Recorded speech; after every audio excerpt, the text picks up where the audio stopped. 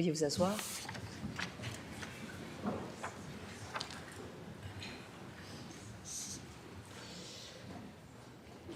Vous comprenez tous que les circonstances justifiaient que je suspende les travaux. Ça arrive rarement. Mais dans des circonstances similaires, la présidence l'a déjà fait. Je considère que la scène qui a précédé la suspension méritait une pause pour que je puisse rencontrer les leaders parlementaires afin de faire le point sur le décorum et sur ce qui est attendu de tout le monde ici. Lors de la rencontre, j'ai bien exprimé qu'il y a des choses inadmissibles qui se sont déroulées et que je me devais d'intervenir. C'est mon rôle.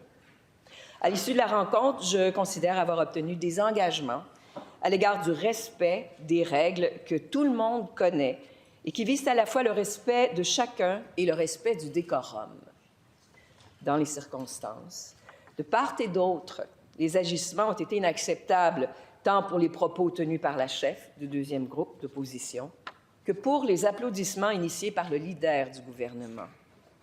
Je m'attends à ce que nous puissions avoir des débats, oui, parfois, qui peuvent être vigoureux, mais qui doivent demeurer respectueux.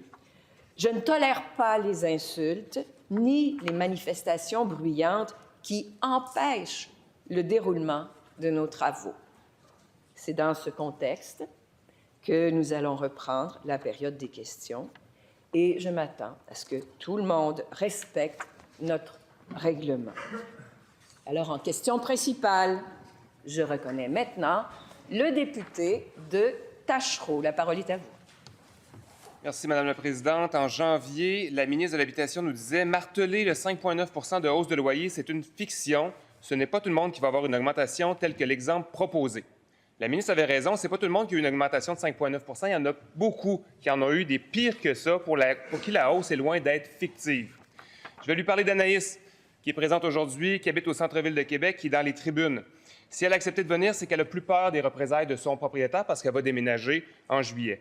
Son loyer passe de 1 200 à 1 700 $ par mois, 41 % de hausse pour les prochains locataires, aucune amélioration locative. Avant, on disait que la crise du logement, c'est juste à Montréal. Ici, à Québec, on est correct. Bien, à cette allure-là, on n'aura pas le temps de finir le deuxième mandat de la CAQ que le marché locatif va être rendu inabordable à Québec. Quand elle voit des augmentations comme celle d'Anaïs, est-ce que la ministre ose encore dire que les augmentations déraisonnables, c'est de la fiction? La réponse de la ministre responsable de l'Habitation. Merci, Madame la Présidente. Encore une fois, on est dans un cas, celui-là, bon, difficile, mais un cas spécifique. Alors, je tiens à rappeler que quand on reçoit une augmentation de loyer, il y a 3 options. Celle de l'accepter, celle de quitter ou celle de refuser l'augmentation et de demander d'être entendu devant le tribunal administratif du logement. Il y a des recours, Madame la Présidente. On est venu inscrire ça dans l'avis de renouvellement de bail pour mieux informer les citoyens. Alors, il y a des recours. On a fait de la publicité aussi à travers les différents médias parce qu'on veut que les gens connaissent leurs droits et les fassent valoir.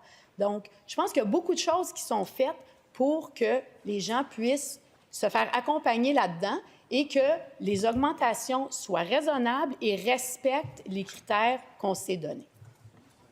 Première complémentaire. Et pour ce faire, je reconnais le député de Jean Lesage.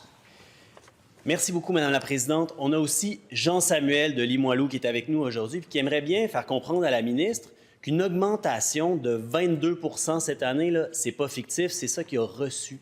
Et le pire là-dedans, c'est qu'après avoir refusé l'augmentation, la propriétaire a fait appel à un huissier pour refuser toute démarche de médiation avant même d'avoir essayé de s'entendre à l'amiable. Ce que vit Jean-Samuel, est-ce que la ministre trouve que c'est acceptable? La réponse de la ministre. Merci, Madame la Présidente. Alors, dans les exemples de Québec, je tiens à rappeler que le maire Marchand est très satisfait de ce qui se passe en habitation à Québec au niveau de le nombre d'unités qui sont mises en chantier puis de la vélocité avec laquelle on réagit puis on fait avancer les choses. Alors, je le rappelle, c'est ça la vraie solution à la crise du logement. Par ailleurs, pour aider les gens vulnérables, au risque de me répéter, on a mis un moratoire sur les évictions. Les gens âgés, vulnérables sont mieux protégés. Et puis, je l'ai dit tantôt, La méthode de fixation de loyer, il faut la revoir. Dans les prochains jours, je vais faire mes propositions, on pourra en discuter, je l'espère, dans ce contexte-là, de manière constructive. Deuxième complémentaire. Madame la Présidente, je ne porte pas de jugement. Mais une ministre qui défendrait des intérêts de classe des promoteurs immobiliers ne se comporterait pas beaucoup différemment. Et moi, j'ai une question, et je pense que les Québécoises et Québécois ont le droit de savoir. Il y en a combien des promoteurs immobiliers, des gens qui ont beaucoup de propriétés immobilières à la CAQ?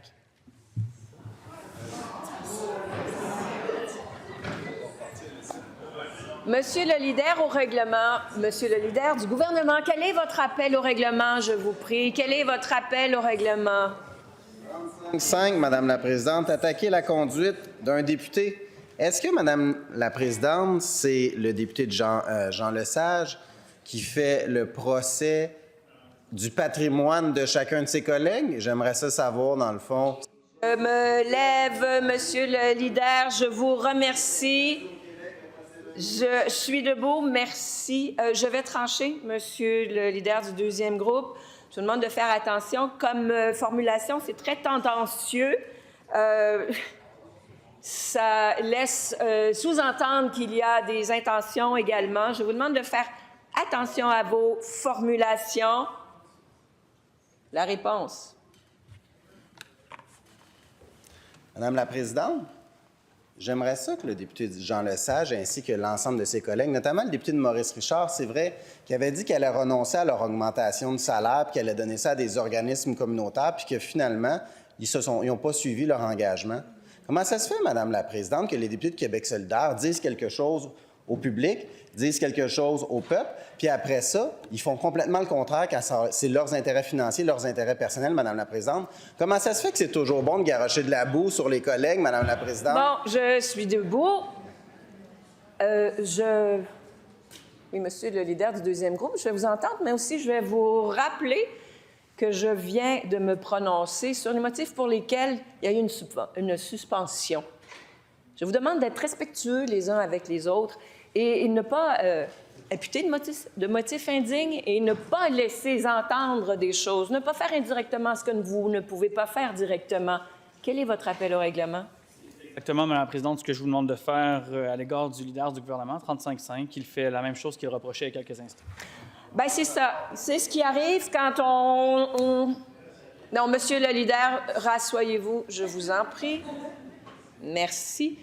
J'apprécierais que nous poursuivions cette période de questions en demeurant respectueux. Je comprends que la réponse est terminée. La réponse n'est pas terminée. Je vous demande de demeurer respectueux et de ne pas insinuer des choses. C'est pas bon pour un, c'est pas bon pour l'autre, monsieur le leader.